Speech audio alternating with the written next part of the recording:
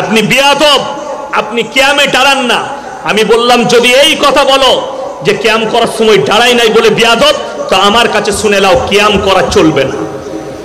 যদি তুমি লাও, তা নাহলে তুমি করছো করো, আমার ইচ্ছা আমি করব না, এটা আমার ইচ্ছা। কেন? দাদা হুজুর বলেছে মুস্তাহসান, কেউ করলে ভালো, না করলে কোনো দোষের নাই। তাহলে তুমি আমাকে বেয়াদব কোন হিসাবে বলো? তুমি বেয়াদব কোন হিসাবে বলো? কাফের কোন হিসাবে বলো? ওই জন্য খুব সাবধান। দেখলেন ইলিম কাকে বলে? ইলিম এই আমার আগের বক্তার মধ্যে ইলিম আছে বলে, পরবর্তী বক্তা আমি আছি বলে আপনাদের সামনে সালাতু সালাম পাঠ করেনি, আমার উপরে দুয়ার দায়িত্ব ভেড়ে দিলেন। জোরে বলুন সুবহানাল্লাহ। এটা হচ্ছে মহাব্বত, এটা হচ্ছে আদব, এটা হচ্ছে আদব। যে জিদ করে আমাদের মতো মৌলবীকে জানার পরেও যারা কিয়াম করে না, কিন্তু আমি কোনোদিন কিয়ামের বিরোধিতা করি না, কিন্তু আমাকে কেউ যদি ছিঁড়তে চায় তা তাকে আমি ছিঁড়ে রানথান করে দিই।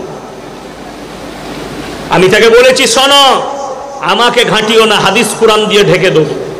বলছে দলিল দেন, করা যাবে না। আমি বললাম সব থেকে বড় দলিল,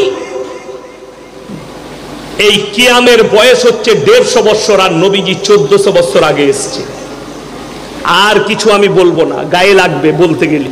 ওই জন্য আমি কিয়ামের বিরোধী নয়। তুমি করছো করো না, আলহামদুলিল্লাহ। আমি করব না, আলহামদুলিল্লাহ। যে করবে না সেও আলহামদুলিল্লাহ।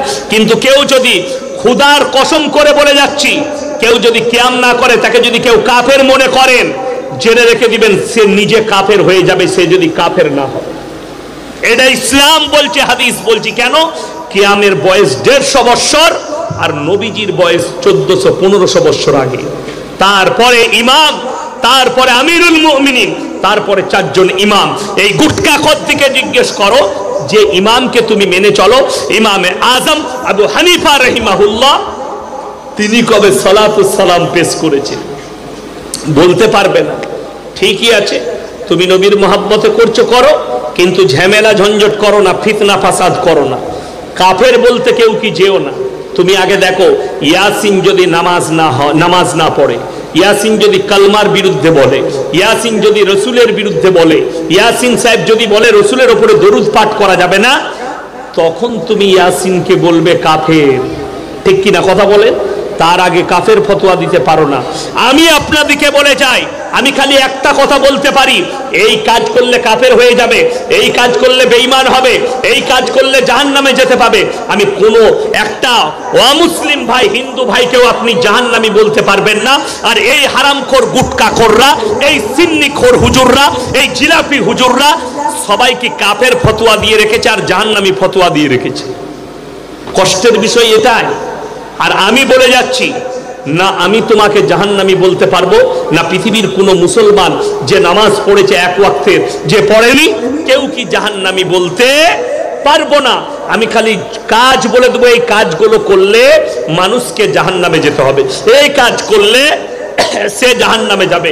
আমি এতটুকু কথা বলতে পারি। বাকি কোনো হিন্দু ভাইকেও জাহান্নামী বলা যাবে না। তার কারণ শুনেলেন কেন? সে মৃত্যুর পূর্বে যদি কালমা পড়ে মুসলমান হয়ে, মুমিন হয়ে, জান্নাতি হয়ে আল্লাহর কাছে হাজিরি দেয়, কিয়ামতের দিনে হাদিসে আছে তোমাকে আল্লাহ লজ্জিত করবে, লাঞ্ছিত করবে, তোমাকে বেইজ্জতি করা হবে কিয়ামতের দিনে।